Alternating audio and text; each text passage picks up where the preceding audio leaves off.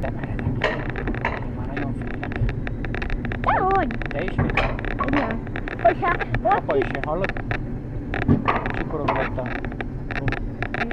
de hogyha valamelyik csavart kicsavarozod, akkor itt az egész össze fog gomolni. Hát azért ne csavarozz ki. Apa megjön utána. Ki? Apa. És akkor kell. Hát apa meg lehullik. Hát azért csak csináljuk már ilyen. És mi is?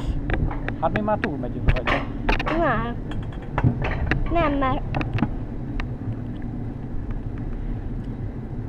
amikor én már boboztam egy szállásra, ott csak 20 méterre kellett egymásnak lenni. 25? 20! Majd még meglátva a táblán.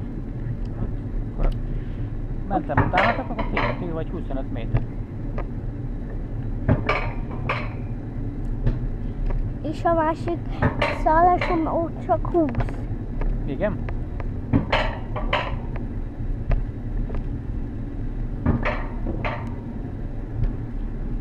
Ez nagyon veszélyes. Te félsz? Nem. Nem fél. Anya fél? Nem. Anya se fél. Na, akkor csak én vagyok ilyen. Sikítottunk, mint az állat. Tényleg. Zsombi is nagyon szereti. Kisfiam. Hány éves? 4. 4-es most. Ennyi. 4. Én meg ennyi leszek. Nyáron. De nézd csak, hogy itt mi van kiírva, hogy ez a táblára. Mi van odaírva? Nem tudom. Dehogy nem. Nem. Egy 2-es meg egy 5-ös. 25 méter. 25 méter. Én nem adok semmi írást. Ott van rajta, látod? 25 méter két bok között. Nézd csak, egy kőhíd. Igen. Ott a vízbe. Átmenjek majd egyszer rajta. Hát majd szerintem végig kell menni rajta. És ez mély. Dehogy? És te átmersz ugrani a szigetre? Na látod meg. Én félős vagyok nagyon. Én átmerek hozzá. Én nem.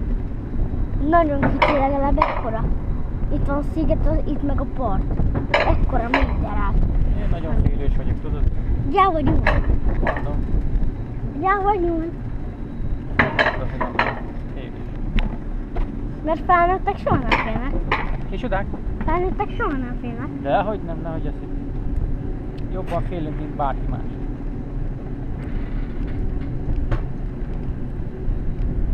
Na, mindjárt megyünk.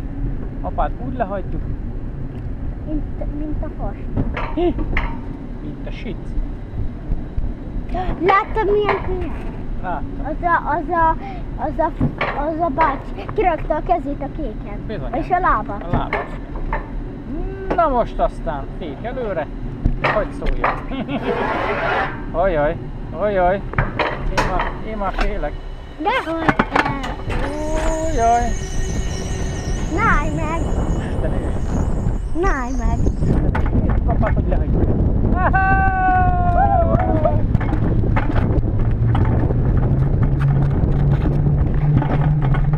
Újjaj.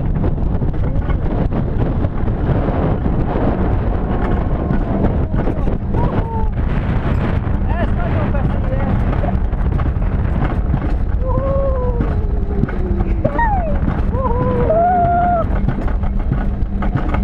Oda néz, mekkora kanyar!